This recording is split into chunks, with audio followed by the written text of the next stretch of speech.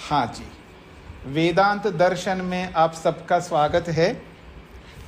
आज वेदांत का प्रथम दिन है, तो भूमिका के रूप में आप सबके सामने कुछ बातें रखता हूँ। सबसे पहले नियमों की चर्चा करता हूँ। पहला नियम ये है कि आप समय से 10 मिनट पहले आकर के ज्वाइन हो जाएं। इसमें अपना रिक्वेस्ट भेजेंगे तो आपको एडमिट किया जाएगा, और कोई भी आपस में चर्चा ना करते हुए अपने अपने मोबाइल्स को ऑफ करके रखेंगे, जो आपके पास में मोबाइल रहते हैं अतिरिक्त, और आप सावधानी से पढ़ेंगे। बीच में कोई फ़ोन आ रहा है तो आप फ़ोन उठा करके बात करने लगते हैं, कोई खाने लगते हैं, कोई पानी पीने लगते हैं। बहुत सारी क्रियाएं जो आप करते हैं वो विद्यार्थी के लक्षण में नहीं आते हैं। तो आप सबको इस बात पर ध्यान रखना है कि आपको क्लास से पहले जो करना कर लीजिएगा। आपको निवृत्त होना निवृत्त हो जाइए, पानी पीना पानी पी लीजिएगा, खाना है खाना खा लीजिएगा। जो कुछ भी करना है क्लास से पहले सब क्रियाएं करके, सब अन्य कार्यों से निवृत्त होकर के केवल इसी काम के लिए बैठिएगा, और सावधान होकर के आप बैठें। सीरियस होकर के, जैसे विद्यार्थी लोग विद्या ग्रहण करने के लिए स्कूल में, कॉलेज में, यूनिवर्सिटीज़ में जाकर के जिस ढंग से वो विद्या ग्रहण करते हैं, उसी ढंग से आप लोग इस विद्या को ग्रहण करें, ऐसी अपेक्षा आपसे रखता हूँ। और जैसे ही आप इस ग्रुप में ज्वाइन हो जाते हैं तो आप सबका सबसे पहला काम होगा कि अपना अपना माइक्रोफोन को बंद करके रखना और अपने वीडियो को ऑन करके रखना। और बीच बीच में कई बार ऐसा भी होता है कि कोई माइक्रोफोन खुल जाता है किसी का, वो ध्यान रखना पड़ता है आपको ही। आपका माइक्रोफोन खुला हुआ है तो आप उसको बंद करें बीच में, नहीं तो अन्यों को व्यवधान उत्पन्न होगा। तो इसका सख्ती से आप सबको पालन करना होगा। यदि आप पालन नहीं करेंगे तो आपको ग्रुप से मैं डिलीट कर दूंगा यहाँ से, फिर आप नहीं ज्वाइन कर पाएंगे। हाँ, वीडियो आपको ऑडियो मिल जाएगा, सबको मिल जाएगा ऑडियो तो पूरा क्लास का मिल ही जाएगा आप सबको। जैसे क्लास समाप्त हो जाएगा 4-5 मिनट के अंदर ही आपको क्लास प्राप्त हो जाएगा, उसकी आप चिंता ना करें। दूसरा विशेष नियम ये है, यदि आप समय पर नहीं पहुंचते क्लास में और मैंने ओम का उच्चारण प्रारंभ किया, उसके बाद आप कितना ही रिक्वेस्ट भेजेंगे आपको एडमिट कोई नहीं करेंगे। ये इस बात पर आप ध्यान दीजिएगा। फिर तो आपको ऑडियो ही सुनना होगा बाद में जब आएगा। आप लाइव में नहीं बैठ पाएंगे क्योंकि आप इसमें ग्रुप में एंट्री नहीं कर पाएंगे, कारण आप लेट आ गए। जैसे स्कूल में होता है ना, समय हो गया, गेट बंद, अब बाहर से अंदर नहीं जा सकते। तो वैसा ही अगर आप करेंगे तो आपके लिए भी उचित होगा, मेरे लिए भी उचित होगा, क्योंकि जो आपको एडमिट करने वाले होंगे उनको बाधा होती, वो पढ़ेंगे या आपको ज्वाइन करते रहेंगे। आप सोचिएगा, मान लीजिएगा क्लास स्टार्ट हो गए, क्लास चल रहा है, आप देर से आकर के रिक्वेस्ट भेजेंगे और उसमें आवाज़ आती रहती है, और फिर आप पर ध्यान दे करके आपको एडमिट करने वाले जो होंगे वो आपको एडमिट करने लगेंगे तो वो सुन नहीं पाएंगे, उनकी एकाग्रता का भंग होता है और उनको कष्ट भी होता है इस काम को करने वाले जो भी होंगे। और मैं एडमिट करने के लिए नहीं बैठा हूँ, मैं क्लास में समय पर आऊँगा और आकर के बस ओम का उच्चारण करके क्लास प्रारंभ करूँगा। तो आपको एडमिट करने वाले दूसरे लोग होंगे जो आप में से ही होंगे, तो इसलिए उनको व्यवधान ना हो और आपको व्यवधान ना हो और किसी को कष्ट ना हो। और क्लास चल रहा है, किसी का माइक्रोफोन ऑन है और उनको समझ में नहीं आ रहा उनका माइक्रोफोन ऑन है, कोई बात नहीं ऑन हो गया, लेकिन वो पढ़ नहीं रहे होते हैं, उनके पीछे से आवाज़ आ रही होती है, दूसरे लोग बातचीत कर रहे होते हैं, क्योंकि आप सब घरों में बैठे हुए हैं, आप एकांत स्थिति में नहीं पहुंच पा रहे हैं, तो दूसरों के व्यवधान हमको आ रहे हैं। यहाँ पर कहीं बच्चे बोल रहे हैं, कहीं आवाज़ आ रही है, कहीं इस तरह की जो भी डिस्टर्बेंसेस हैं ये नहीं होने चाहिए किसी के माध्यम से। जैसे वर्क फ्रॉम होम करने वाले जब बैठ कर के घर पे काम कर रहे होते हैं ना, तो क्या वहाँ आप लोग ऐसा कर सकते हैं? नहीं करते हैं। जैसे वहाँ नहीं कर सकते हैं तो ये तो क्लास है, अब पढ़ने के लिए बैठे हैं, तो ये जो सारी बातें हैं, छोटी छोटी बातें, सबको ध्यान रखना है। तो इन सब बातों को ध्यान में रखते हुए अगर आप पढ़ेंगे तो बहुत अच्छा आपको लगेगा और सभी को अच्छा लगेगा, अनुशासन का पालन होता रहेगा। तो इन बातों को समझते हुए आप चलेंगे तो बहुत अच्छा होगा। दूसरी बात यह है कि आप केवल पढ़ते ही रहें। जैसे उपनिषद की कक्षाएं जो चली है, 11 उपनिषद आपने पढ़ी है, तो आपने कोई परीक्षा नहीं दी है, और जब तक व्यक्ति परीक्षा नहीं देता है तो आगे उसकी गति नहीं होती है। परीक्षा के नाम से वो तैयारी करता है, वो आवृत्ति करता है। नहीं तो क्लास जब स्टार्ट होती है तब आकर के आप ज्वाइन हो जाते हैं, सुन लेते हैं, उसके बाद बंद हो जाता है, फिर अगले दिन जब क्लास स्टार्ट होगा तब आप खोल के फिर बैठते हैं। अगर ऐसा है तो आपको उतना लाभ नहीं मिल पाएगा। मैं सबके लिए नहीं कह रहा हूँ, जो उसकी आवृत्ति करते हैं, तैयारी करते हैं, उनकी चर्चा नहीं हो रही है। जो नहीं करते हैं उनकी बात हो रही है। तो उपनिषद में जो आपने किया है उसको अभी हम भुला देते हैं। आपने परीक्षा नहीं दी है उसको भुला देते हैं। हमने परीक्षा नहीं ली है आपकी, उसको भी भुला देते हैं। अब वेदांत में ऐसा नहीं होगा, आपको परीक्षा देनी है, मौखिक परीक्षा होगी, ऐसे कोई लिखित परीक्षा नहीं होगी। मैं प्रश्न पूछूंगा, जो पीछे आपने पढ़ा है आपको उत्तर देना है, बस इतनी सी बात है। और वही पूछा जाएगा जो आपने सुना है, कोई नई बात तो नहीं पूछा जाएगा। तो इस बहाने से आप तैयारी करेंगे, थोड़ा सावधान होकर के पढ़ेंगे, विद्यार्थी के रूप में पढ़ेंगे, कोई मनोरंजन के रूप में नहीं पढ़ेंगे। अब प्रारंभ करता हूँ मैं वेदांत को लेकर के। भूमिका के रूप में कुछ बातें हम सबको समझना है। स्वामी जी, एक मिनट बात कर लूं? हाँ बोलिएगा। कई बार बीच में नेट चला जाता है, फिर हम ऑन कैसे करेंगे? हाँ वो तो उसका तो समाधान ऐसा है, कुछ नहीं, उसका कोई समाधान नहीं है, उसको ऑडियो सुनना होगा आपको। ये गलत बात है। गलत बात नहीं, स्वामी जी ऐसा न करो प्लीज। मैं क्या कर सकता हूँ माता जी उसमें? पहले ज्वाइन कर लिया तो पता लगे आपको ज्वाइन कर लिया। ये कौन करेगा? ये आपको ध्यान कौन करेगा कि आप ऑफलाइन चले गए, फिर आप आगे दोबारा रिक्वेस्ट भेज रहे हैं, इसका ध्यान कौन रखेगा? अब आप ही बताओ कौन रखेगा? बोलिए माता जी। नहीं, पढ़ाने वाला मैं हूँ ना, तो मैं तो पढ़ाने में लगा हूँ। और कौन ऑफलाइन चले गए हैं, किनका नेट काम नहीं कर रहा है और कौन उसको वापस रिक्वेस्ट भेज रहे हैं, इसका तो मैं ध्यान नहीं रख सकता ना। मेरा तो पढ़ाने में है। पहाड़ी इलाके पे है और जहाँ रोज बारिश होती है, लाइट का भी पता नहीं लगता जी। तो उसका समाधान है, आपको क्लास मिल जाएगी ना, उसका क्लास मिल जाएगा आपको, यानी आपको कोई हानि नहीं होगी, आप सुन लेंगे। बस ये है कि उस समय नहीं सुन पाएंगे तो बाद में सुन पाएंगे, सुनने को तो आपको मिलेगा। और ये बात उनसे हम कर लेंगे बाद में कि जो इसको एडमिट करने के लिए जिनको अधिकार दिया है क्या ऐसी परिस्थिति में वो लोग कर पाएंगे आपको एडमिट, वो बता पाएंगे। अगर वो कर लेते हैं, उनको व्यवधान नहीं होता है, तो मेरे कोई आपत्ति नहीं है, क्योंकि हो सकता है किसी का, मैं भी ऑफलाइन चला गया, मेरा इंटरनेट काम नहीं कर रहा है, तो मैं तो ऑन करूँगा ही। लेकिन ऐसे ही आपके साथ भी होता है, तो एडमिट करने वाले बताएंगे, अगर उनको अनुकूलता है ऐसी परिस्थिति में वो कर सकते हैं, तो मेरे को उसमें कोई आपत्ति नहीं है। ठीक है माता जी?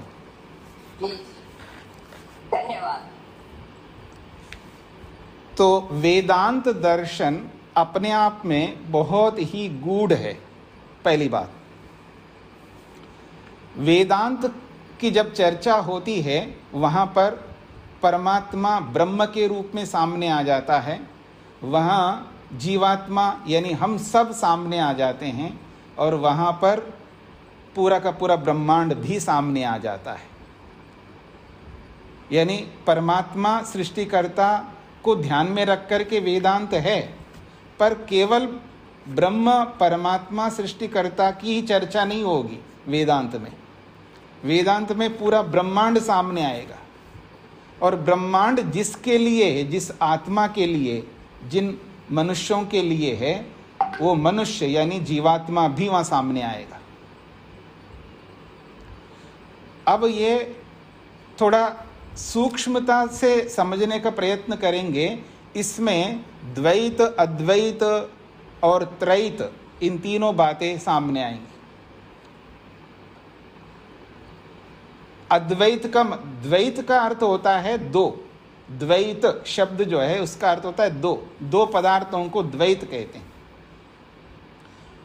और त्रैत का मतलब त्रि का अर्थ होता है तीन, त्रैत का अर्थ होता है तीन पदार्थ। तीन पदार्थों को मानना, इसको त्रैत कहते हैं।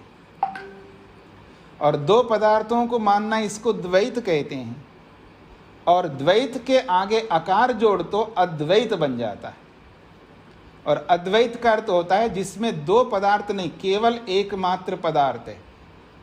जिसमें एक पदार्थ है, अर्थात पूरी दुनिया में केवल एकमात्र पदार्थ है, जिसको हम ब्रह्म कहते हैं, परमात्मा कहते हैं, उसको अद्वैत कहेंगे। केवल एक ही तत्व है, दूसरी तीसरी कोई तत्व नहीं, कोई वस्तु नहीं, कोई ऐसी वस्तु नहीं है दूसरी जिसको स्वीकार कर सके, जिसकी सत्ता हो, ऐसा कोई नहीं है, उसको कहते हैं अद्वैत। और उस अद्वैत को स्वीकार करने वाले को अद्वैतवादी कहते हैं। अद्वैतवाद को अपनाने वाले व्यक्ति को, अद्वैत मत को, अद्वैत विचार को स्वीकार करने वाले को अद्वैतवादी कहते हैं।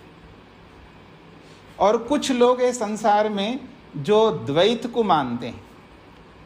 द्वैत का मतलब है दो पदार्थों को मानते हैं, और वो दो पदार्थ हैं, एक जीवात्मा हम सब लोग मनुष्य, और एक प्रकृति, ये सारा का सारा ब्रह्मांड,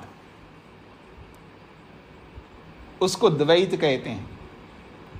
यानी जीवात्मा और ब्रह्मांड, ये दो प्रकार के पदार्थ हैं। उस द्वैत में परमात्मा को, सृष्टिकर्ता को स्वीकार नहीं किया जाता है, ये है द्वैत। और उस द्वैत मत को, उस विचार को जो भी अपनाते हैं, उसको द्वैतवादी कहते हैं। और तीसरा है त्रैतवाद।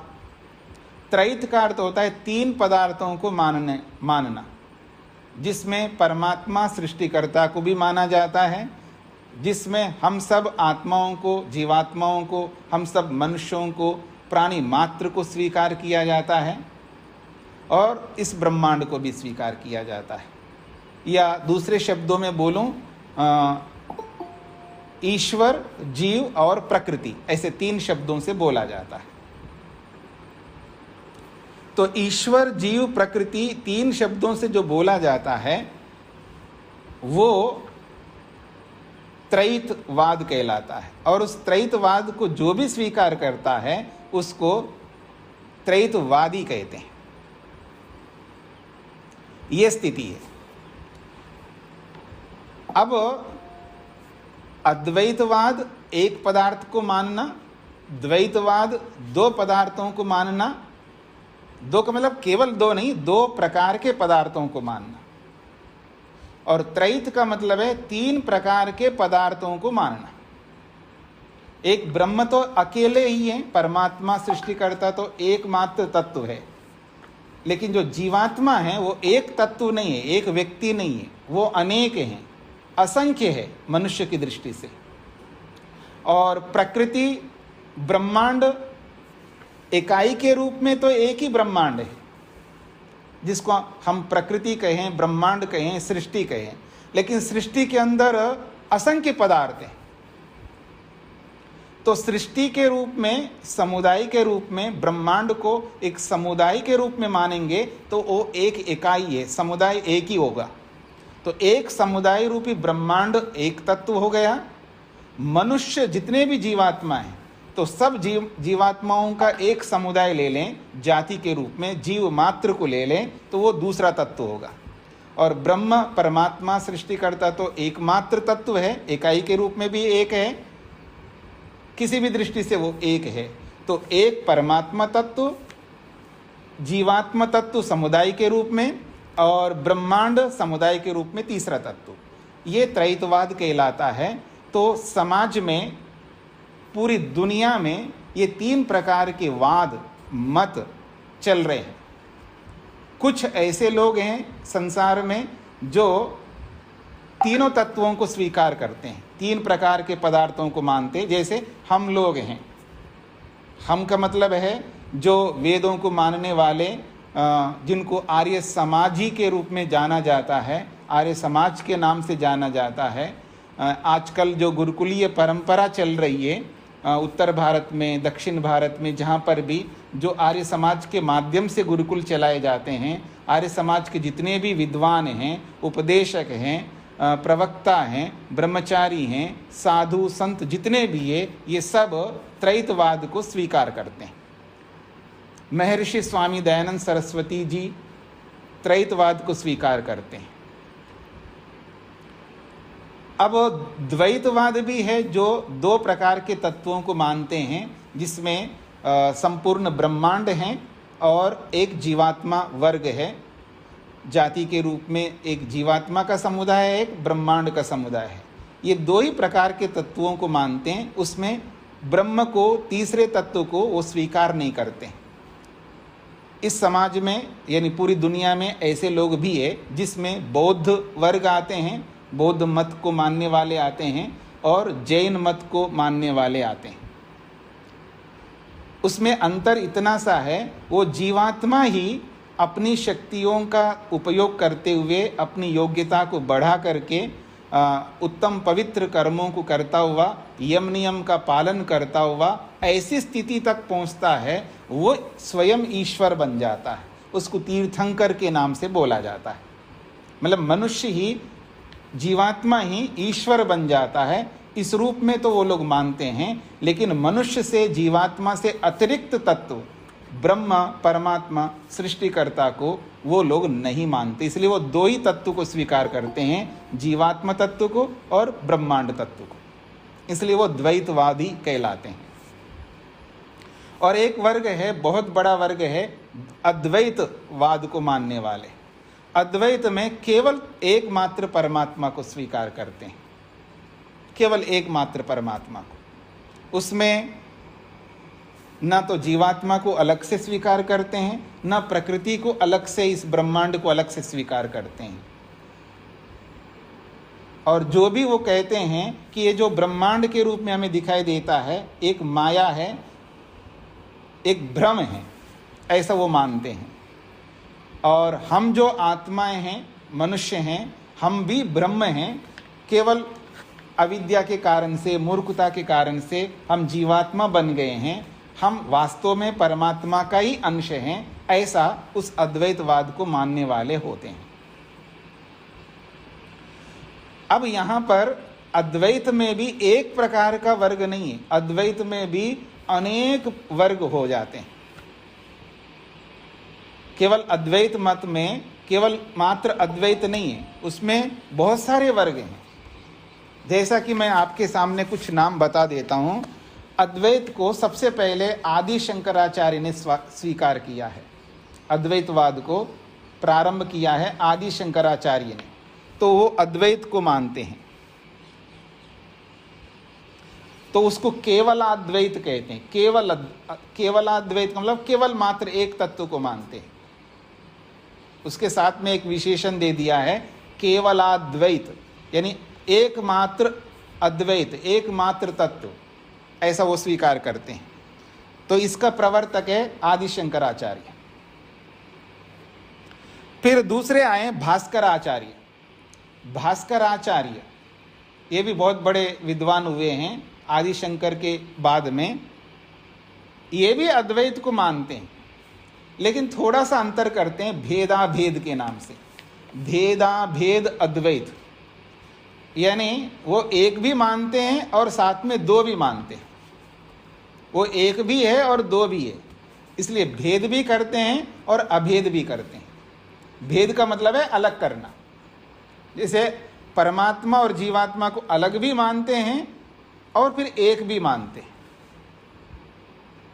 इसको भेद और अभेद शब्द से बोला जाता है। ये भास्कराचार्य का मत रहा है। तीसरे एक बहुत बड़े विद्वान हुए जिसका नाम है रामानुजाचार्य।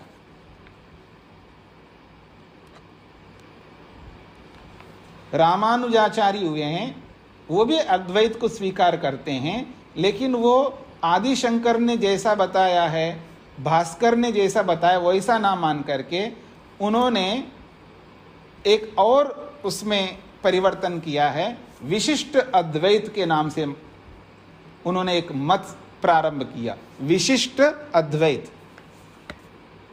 अद्वैत को तो सभी स्वीकार करते हैं, लेकिन थोड़ा थोड़ा अंतर बता रहा हूं मैं।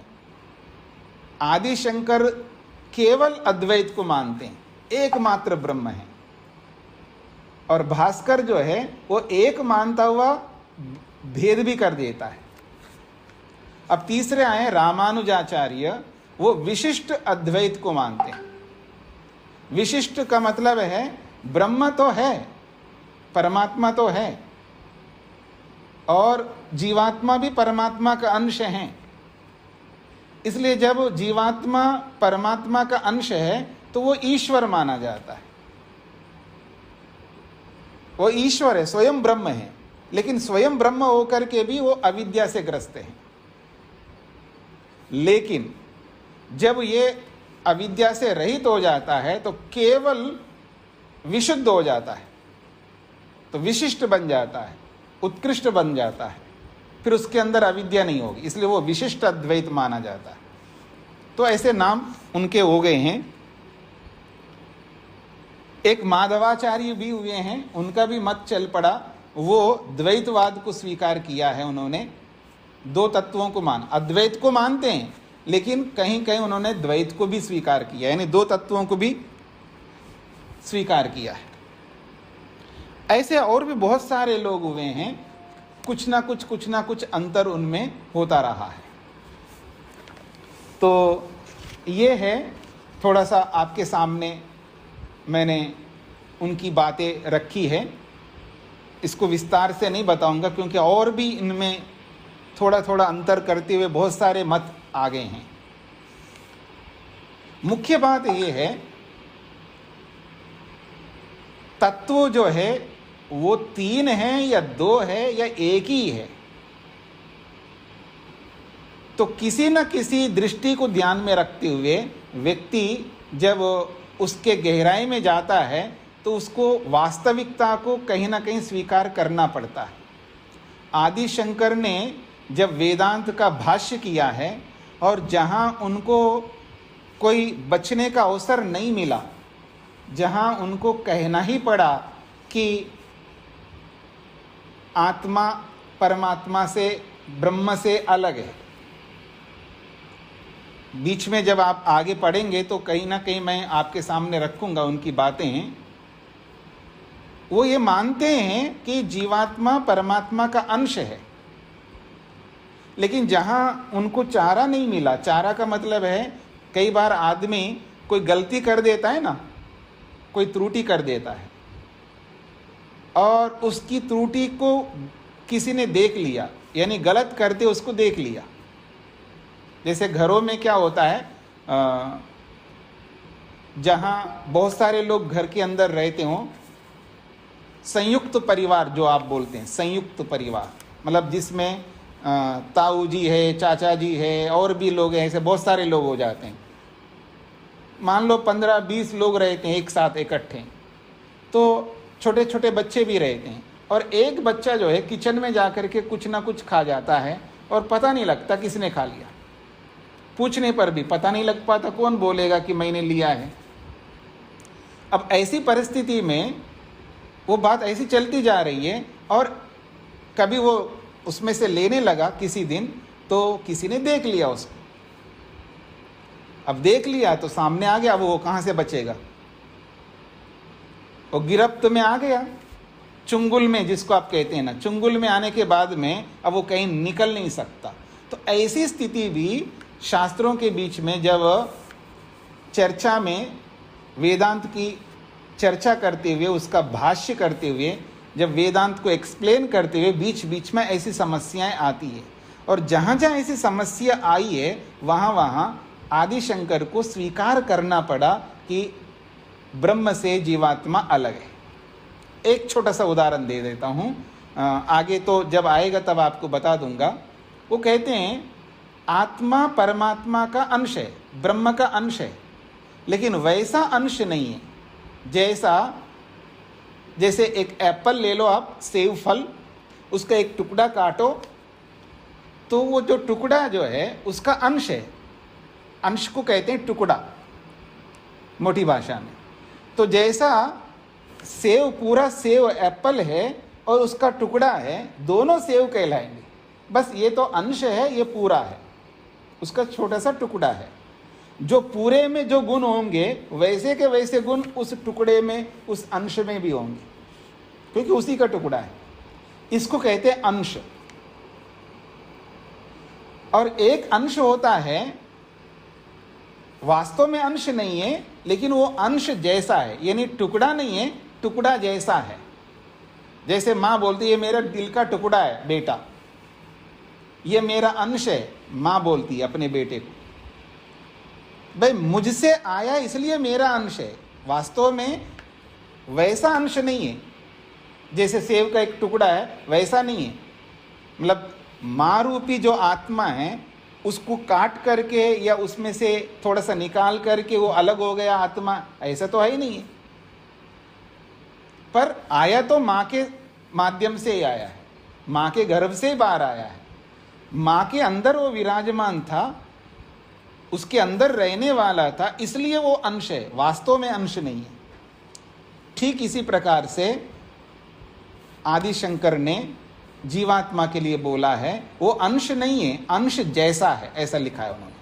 तो उनको स्वीकार करना पड़ा अलग तत्व के रूप में। फिर बाद में फिर ऐसा बोलते हैं कि वो परमात्मा ही है, यानी ब्रह्म ही है, वो एक ही को मानना है उनको। क्योंकि एक सिद्धांत जब लेकर के चलता है, उसको अगर कोई काट दे तो उसको स्वीकार ही नहीं होता है। एक सिद्धांत मान करके चलता है व्यक्ति, फिर उसको कोई गलत ठहराने का प्रयास करे तो वो अहंकार पर चोट पड़ता है व्यक्ति को, तो फिर वो स्वीकार नहीं करता है, तो एक ही को मान करके चलता है। और जहाँ चारा नहीं होता है, जहाँ चुंगल में आता है, फिर वहाँ स्वीकार कर लेता है, फिर बाद में बदल जाता है। ऐसी स्थितियाँ सबके अंदर चलती है जीवन में, पर ऋषियों में ऐसा नहीं होता है। आप देखेंगे ब्रह्मा से लेके जैमिनी पर्यंत जितने भी ऋषियों को आप देखेंगे, उनमें ऐसा नहीं होता है। जो सिद्धांत उन्होंने एक बार स्पष्ट किया, उस सिद्धांत से मुकरते नहीं है। अगर, क्योंकि ऋषि, पहली बात तो ऋषि गलत नहीं करता है, त्रुटि नहीं करता है। त्रुटि वही व्यक्ति करता है जो अविद्या से ग्रस्त होता है। जिसके अंदर अविद्या होती है वही त्रुटि करता है। और ऋषि वो बनता है जो मंत्रद्रष्टा बनता है, जो समाधि लगाता है, ईश्वर का दर्शन करता है, उसके अंदर अविद्या नहीं होती है। इस दृष्टि से वो त्रुटि कभी नहीं करता। इसलिए त्रुटि ही नहीं हुई है तो गलती को स्वीकार करने का प्रश्न ही नहीं आ सकता। इसलिए ऋषियों में ऐसी चर्चा नहीं होती है।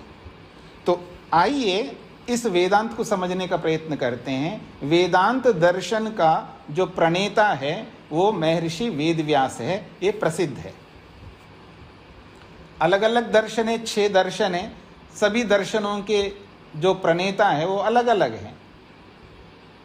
तो वेदांत दर्शन का जो प्रणेता है, वेदांत सूत्रों को जो बनाने वाले ऋषि है, उनका नाम है महर्षि वेदव्यास। इनको कृष्ण द्वैपायन नाम से भी बोला जाता है। कृष्ण द्वैपायन नाम से भी बोला जाता है। कृष्ण द्वैपायन वेदव्यास के नाम से प्रसिद्ध है।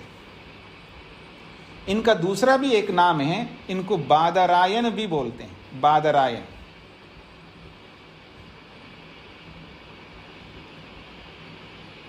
बदरी नामक व्यक्ति के पुत्र होने के नाते इनको बादरायन भी कहते हैं।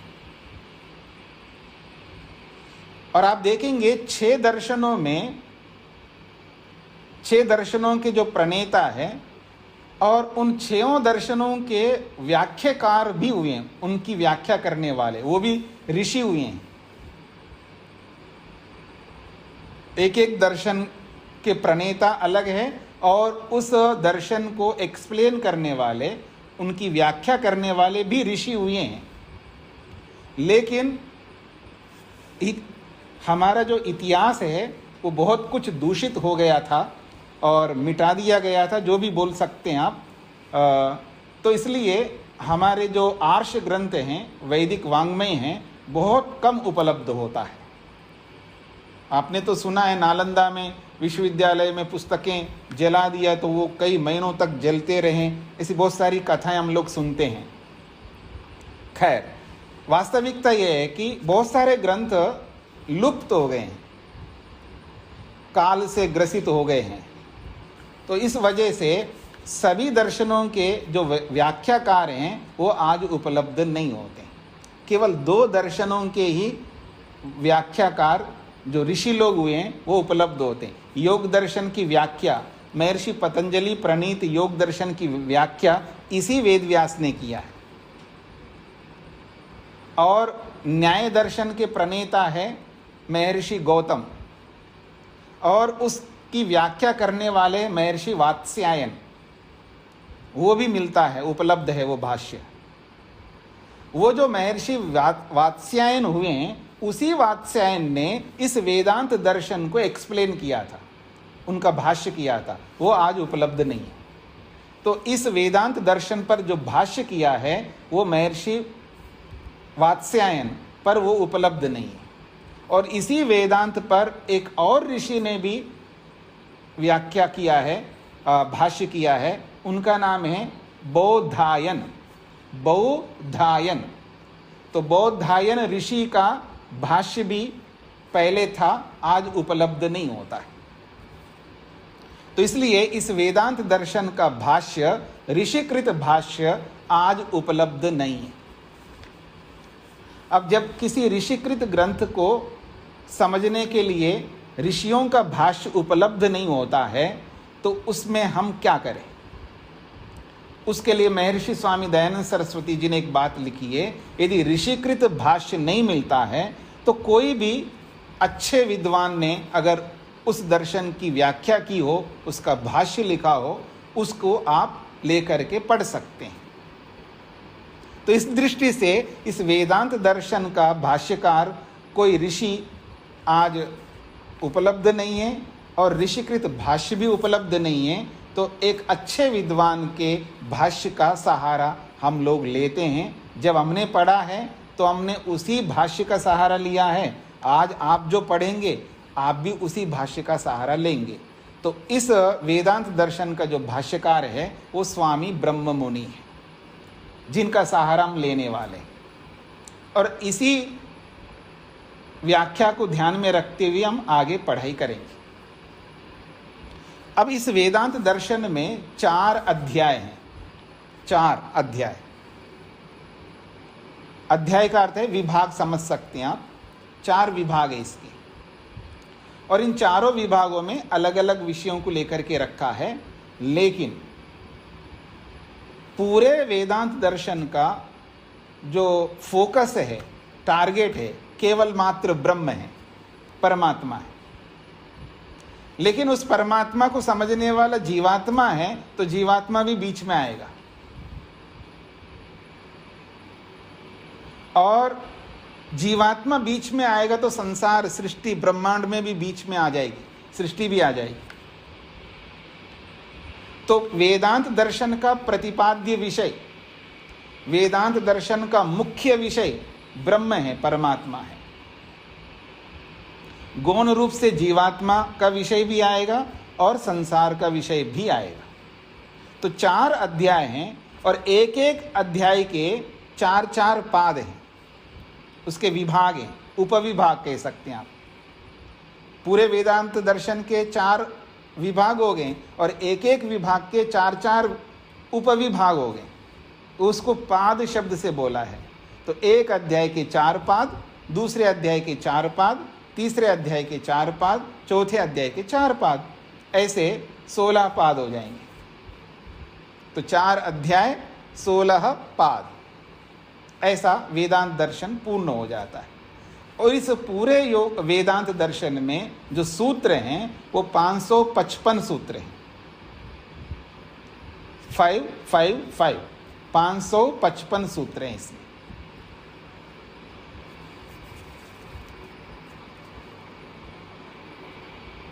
अब ये जो वेदांत दर्शन है, दर्शन शब्द की व्याख्या तो मैंने आपको पहले स्पष्ट कर दिया था। दर्शन किसे कहते हैं? एक सीधा सीधा दर्शन शब्द का अर्थ होता है दृश्यते अनेन इति दर्शनम, जिससे देखा जाता है उसको दर्शन कहते हैं। दृश्यते अनेन इति दर्शनम, जिससे देखा जाता है, जिसके माध्यम से देखते हम। क्या देखते हैं? आत्मा को देखते हैं, परमात्मा को देखते हैं और प्रकृति को, सृष्टि को, ब्रह्मांड को देखते हैं। और देखना तो सभी लोग कर रहे हैं, मेरी बात को समझने का प्रयत्न करना। आज भी हम बिना उस दर्शन के देखने का काम कर रहे हैं, पर यहाँ देखना वो देखना नहीं जो हम दुनिया को देख रहे हैं। जो हम इन इंद्रियों से जो देख रहे हैं, इस देखने के लिए बोला नहीं जा रहा है। यहाँ पर देखना, यहाँ दर्शन शब्द का अर्थ देखना है, अनुभव करना, फील करना है, महसूस करना है। पर कैसे? समाधि के माध्यम से, समाधि के माध्यम से। और किसको फील करना है, किसको देखना है? जिनको हम इंद्रियों से देख नहीं सकते। मेरी बात पर ध्यान दीजिएगा। उन तत्वों को, उन विषयों को, उन पदार्थों को हम इन इंद्रियों से देख नहीं सकते और किसी टेलीस्कोप लगा करके, दूरबीन लगा करके, कोई किसी यंत्र के माध्यम से भी देख नहीं पाएंगे। यंत्रों और इंद्रियों से जिन तत्वों को देख नहीं सकते, ऐसे तत्वों को जिसके माध्यम से देखा जाता है, उसका नाम दर्शन है। और वो समाधि के माध्यम से होगा। अगर इसकी मैं थोड़ा सा लंबी परिभाषा रखूं तो दृश्यन्ते, ज्ञायन्ते, अनुभूयन्ते आत्म परमात्मनो बुद्धि अहंकार तन्मात्रादयः पदार्था सूक्ष्म पदार्था येन तद्दर्शनम, ऐसा आप कह सकते हैं। जिसके माध्यम से हम जानते हैं, अनुभव करते हैं, प्रत्यक्ष करते हैं। किनको? आत्मा को, परमात्मा को, महतत्व रूपी बुद्धि को, अहंकार को, मन को, ज्ञानेंद्रियों को, कर्मेंद्रियों को, तन्मात्राओं को और पंचमहाभूतों को। इतने सारे पदार्थ, ये सब इंद्रियों से पकड़ में आने वाले नहीं है। और इन समस्त पदार्थों को समाधि के माध्यम से ही देखा जाएगा।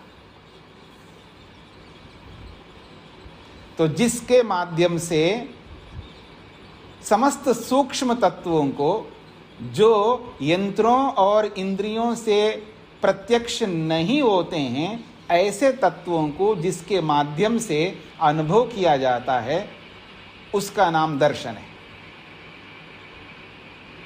तो इस दर्शन को पढ़ करके, इस दर्शन में बताए गए हुए जो भी सिद्धांत हैं, नियम हैं, विधि विधान हैं, उनका अनुकरण करके और समाधि लगा करके फिर हम इन सब तत्वों को देख सकते हैं।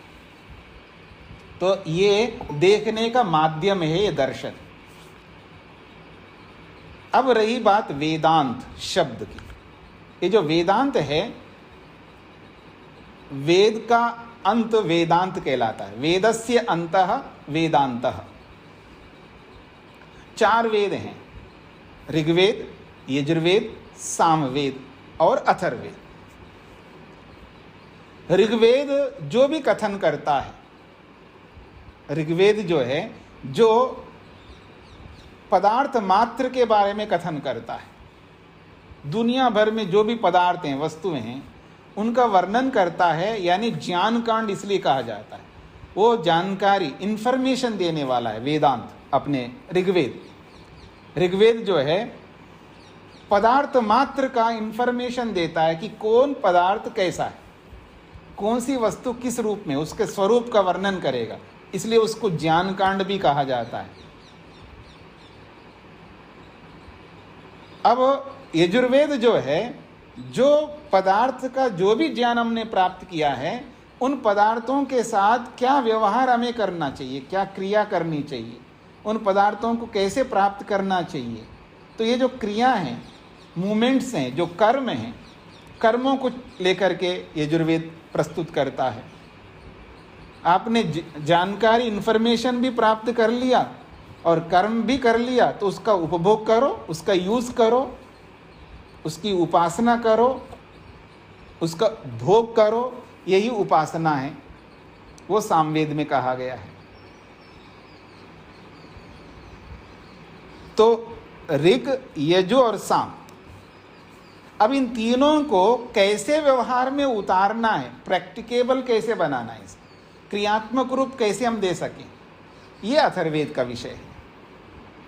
तो ऋग्वेद, यजुर्वेद, सामवेद और अथर्ववेद, इन चारों का सार क्या है, इन चारों का अंतिम परिणति क्या है, इन चारों का निचोड़ क्या है, या यूं कहूं इन चारों वेदों का एसेंस क्या है, वो है ब्रह्म, परमात्मा। इसलिए महर्षि स्वामी दयानंद सरस्वती जी ने सर्वेषां वेदानां परमेश्वरे एव मुख्य तात्पर्यम अस्ति, ऐसा वो लिखते हैं। जब वेदों का भाष्य उन्होंने किया है, तो वेदों के भाष्य करने से पहले भूमिका लिखी उन्होंने, उसका नाम रखा है ऋग्वेद आदि भाष्य भूमिका। उसमें वो लिखते हैं समस्त वेदों का जो तात्पर्य है वो केवल मात्र ईश्वर है। इसलिए चारों वेदों का जो अंत है वो है उपनिषद, वेदांत, वेदस्य अंत वेदांत। वेद का अंत वो क्या है, उसका नाम है उपनिषद। वेदांत का अर्थ होता है उपनिषद, और उपनिषद का अर्थ होता है, आपने उपनिषद में पढ़ लिया था, उप का अर्थ होता है समीप, निषद का अर्थ होता है बैठना। जीवात्मा परमात्मा के निकट बैठता है ज्ञान की दृष्टि से। वैसे हम लोग कोसों दूर हैं भगवान से, भगवान तो व्यापक है, सर्वत्र रहता है। स्थान की दृष्टि से तो परमात्मा का और हमारा कोई अंतर नहीं है, एक ही स्थान में दोनों हम लोग विराजमान हैं। स्थान की दृष्टि से कोई दूरी नहीं है, काल की दृष्टि से भी कोई दूरी नहीं है। परमात्मा भी अनंत है, जीवात्मा भी अनंत है काल की दृष्टि से। जब से परमात्मा तब से जीवात्मा है, तो न काल की दृष्टि से दूरी है, न स्थान की दृष्टि से दूरी है। ज्ञान की दृष्टि से, विवेक की दृष्टि से, इंफॉर्मेशन की दृष्टि से बहुत दूरी हमारी है भगवान और आत्मा के बीच में। जब वो दूरी मिट जाती है तो हम ज्ञान की दृष्टि से परमात्मा के निकट हो जाते हैं ज्ञान से। इसी का नाम है उपनिषद। तो वेदस्य अंत वेदांत, वेद का जो अंत है वो उपनिषद है, वही उपनिषद ये वेदांत में बताया गया है। अर्थात उपनिषद का मतलब है ब्रह्म के समीप बैठना या ब्रह्म को अनुभव करना। वो जो ब्रह्म को अनुभव किया जाता है, वो अनुभव कैसे किया जाता है, यही विषय इस वेदांत में बताया गया है। अर्थात ब्रह्म के स्वरूप बताया गया है। एक बात, एक अध्याय में 4 अध्याय, इसमें एक अध्याय में ब्रह्म का स्वरूप बताया और एक अध्याय में ब्रह्म के स्वरूप को जानने वाले को लेकर के बताया, और एक अध्याय में ब्रह्म के स्वरूप को जानने वाला जो जीवात्मा किसी साधन से तो जानेगा ना, उस साधन रूपी इस ब्रह्मांड को लेकर के बताया। तो 4 अध्याय पूरे हो जाएंगे। ब्रह्म का स्वरूप, उस ब्रह्म के स्वरूप को जानने वाला जीवात्मा का स्वरूप, स्वरूप तो उस तरह नहीं बताएंगे, जीवात्मा की चर्चा करेंगे वहां पर। तो ब्रह्म के स्वरूप को मुख्य रूप से बताना है और उस ब्रह्म के स्वरूप को जानने वाले जीवात्मा को बताना है, और वो जीवात्मा जिन साधनों को अपना करके ब्रह्म को समझेगा, उस साधन रूप इस ब्रह्मांड को, सृष्टि को लेकर के भी बताना। तो सृष्टि को लेकर के जब बताएंगे तो उत्पत्ति को बताएंगे, स्थिति को भी बताएंगे और प्रलय को भी बताएंगे। उत्पत्ति, स्थिति और प्रलय, इस तरह का यहाँ पर 4 अध्याय हैं, और इन चारों अध्याय में सृष्टि के स्वरूप को बताते हुए भी वहाँ ब्रह्म मुख्य रहेगा, जीवात्मा के स्वरूप को बताते हुए भी वहाँ ब्रह्म मुख्य रहेगा, और परमात्मा का स्वरूप जब बताएंगे तो वहाँ तो परमात्मा मुख्य तो है ही है। तो इस रूप में ये वेदांत दर्शन है। एक नाम तो आपने सुना है वेदांत दर्शन, इसका एक दूसरा भी नाम है, इसको शारीरिक सूत्र कहते हैं। शारीरिक सूत्र,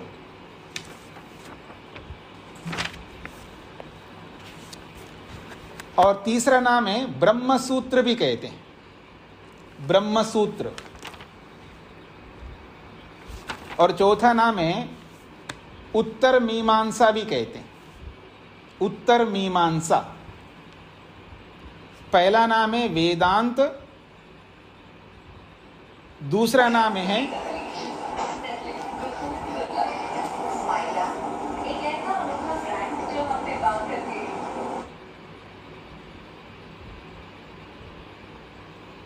पता लग रहा है ना आपको कैसे डिस्टर्बेंस होता है जी।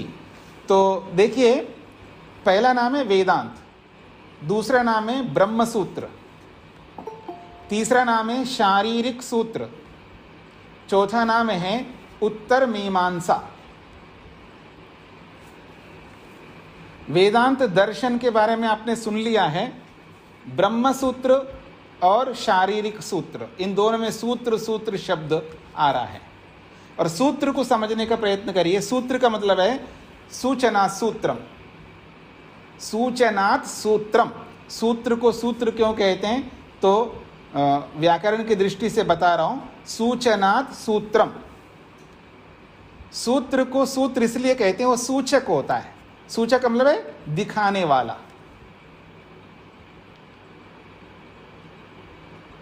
सूत्रम का अर्थ है सूचक, यानी दिखाने वाला।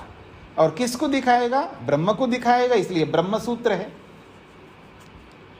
सूचना सूत्रम, जो सूचित करता है, यानी ब्रह्म को दिखाता है, ब्रह्म को समझाता है, ब्रह्म के स्वरूप को, या जो भी ब्रह्म का स्वरूप कहिए, उस वो ब्रह्म के कर्मों को कहिएगा, ब्रह्म का जो भी स्वरूप में सब आएगा। जो भी परमात्मा का नेचर है, उस पूरे नेचर को, उसके पूरे स्वभाव को जो सूचित करता है, सूचक बन करके, दिखाने वाला बन करके, उसी को सूत्र कहते हैं। तो ब्रह्म सूत्र ब्रह्म को दिखाने वाला। शारीरिक सूत्र, शारीरिक एक होता है शरीर। शरीर का मतलब जैसा शरीर है हमारा सबका। और जीवात्मा कहाँ रहता है, शरीर में रहता है, तभी हम लोग ये सब काम करते हैं। तो जैसे जीवात्मा शरीर में रहता है, ऐसे ही परमात्मा भी शरीर में रहता है। रहता तो सब जगह है परमात्मा सर्वव्यापक होने से, लेकिन सब जगह हमको नहीं मिल सकता परमात्मा। याद रखिएगा, अनेक बार मैं बोला करता हूँ, परमात्मा को अगर कोई जानना चाहता है, समझना चाहता है, या दूसरे शब्दों में बोलूं देखना चाहता है, अनुभव करना चाहता है, फील करना चाहता है, दर्शन करना चाहता है, वो केवल एक ही स्थान है परमात्मा को देखने का, दर्शन करने का, वो है शरीर। शरीर में ही परमात्मा का दर्शन होगा, एक्चुअल में, जिसको दर्शन कहते हैं। एक्चुअल में का मतलब है जिस दर्शन से हमारा प्रयोजन पूरा होता है। याद रखना, यूं तो मैंने आपको उपनिषद पढ़ाते समय 3 प्रकार के दर्शनों की चर्चा की है। 2 प्रकार के दर्शन तो परमात्मा का सभी लोग करते हैं। जो ढीठ व्यक्ति है वो नहीं करते हैं 2 प्रकार के दर्शन, वो एक ही दर्शन करता है वो। लेकिन साधारण तौर पर हम सब लोग शाने लोग कहलाते हैं, सुशील लोग कहलाते हैं, इज्जतदार लोग कहलाते हैं, इसलिए हम सब 2 प्रकार के दर्शन परमात्मा का करते हैं। और तीसरे प्रकार का जो दर्शन है वो समाधि से होता है, और जो समाधि से होने वाला दर्शन है उसी से मनुष्य का प्रयोजन पूरा होता है। तो ये जो दर्शन है, देखना है, अनुभव करना है, वो परमात्मा का अनुभव करना है ना। तो परमात्मा को अनुभव करने के लिए जो जो चाहिए वो सब बताने वाला है सूत्र, इसलिए इसको ब्रह्म सूत्र कहते हैं। और शारीरिक सूत्र इसलिए कहते हैं क्योंकि परमात्मा इस मनुष्य रूपी शरीर में विराजमान है। तो सभी के शरीर में है, कुत्ते, गधे, घोड़े, चींटी और हाथी के शरीरों में भी विराजमान है, लेकिन वहाँ पर रहने वाला जो जीवात्मा है वो दर्शन नहीं कर सकता। केवल मनुष्य शरीर में रहने वाला जीवात्मा ही परमात्मा का, ब्रह्म का दर्शन कर सकता है।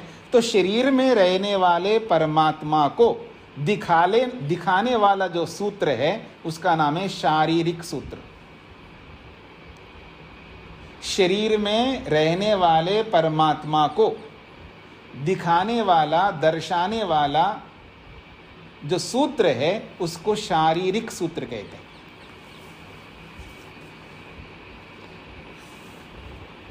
तो वेदांत हो गया, शारीरिक सूत्र हो गया, ब्रह्म सूत्र हो गया। अंतिम शब्द है उत्तर मीमांसा। उत्तर है तो पूर्व मीमांसा भी एक। जब उत्तर कहो तो पूर्व भी आएगा, तो इससे पूर्व एक दर्शन है उसको पूर्व मीमांसा कहते हैं। इस वेदांत को उत्तर मीमांसा कहते हैं। पूर्व मीमांसा कहते हैं जिसको मीमांसा दर्शन के नाम से जाना जाता है, उसको पूर्व मीमांसा कहते हैं। और इस वेदांत को उत्तर मीमांसा कहते हैं। अब मीमांसा शब्द को समझ लीजिए। मीमांसा का मतलब होता है विचार, थिंकिंग जिसको आप कह सकते हैं, विचार, वो भी उत्तम विचार, सत्य विचार। सत्य विचार को, न्याय विचार को, प्रमाण युक्त विचार को मीमांसा कहते हैं।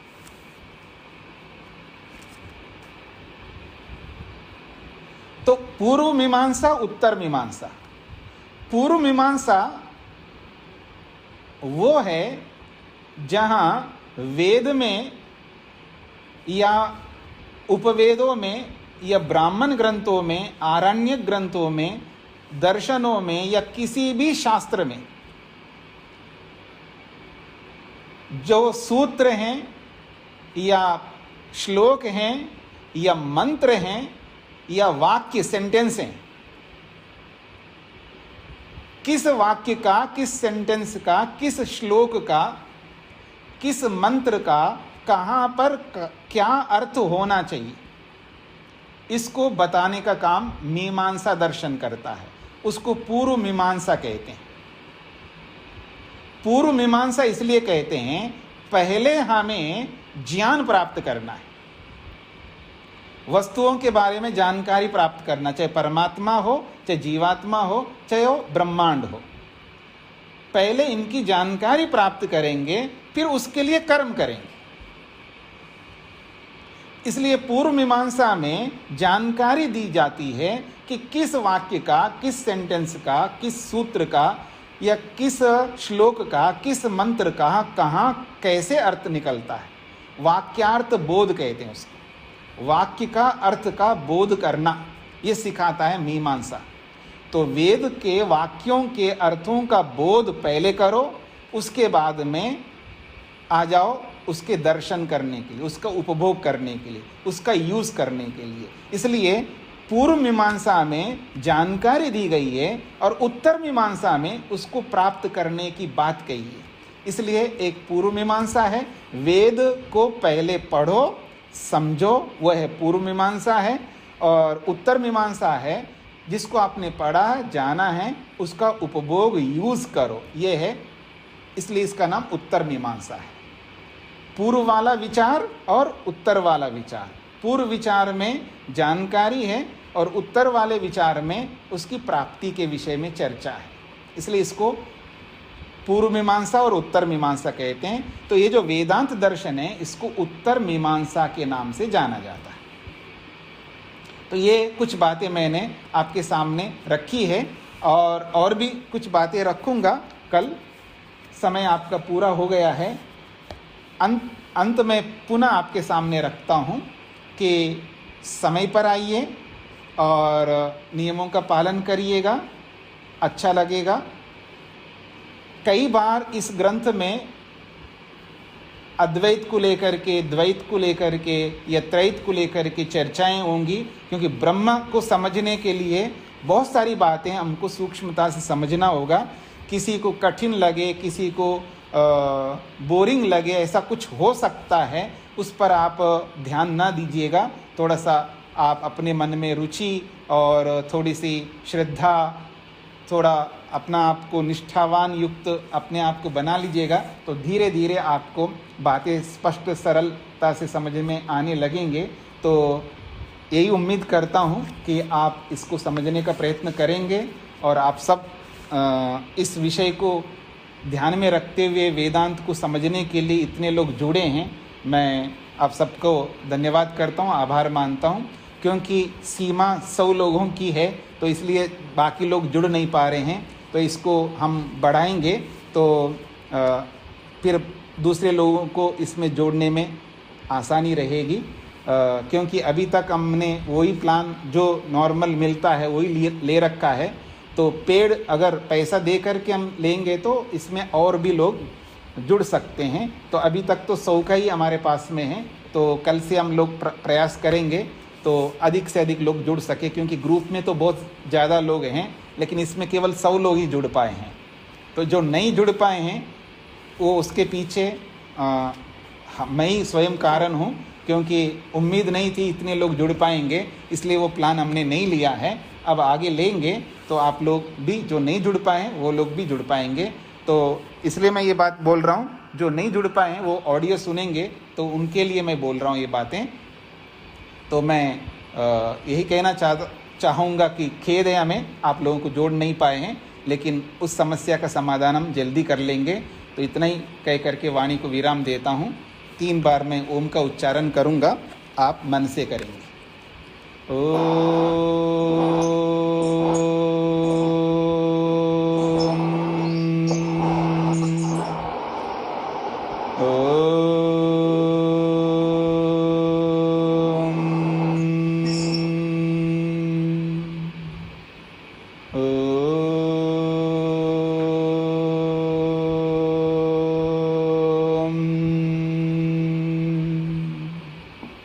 सभी को नमस्ते।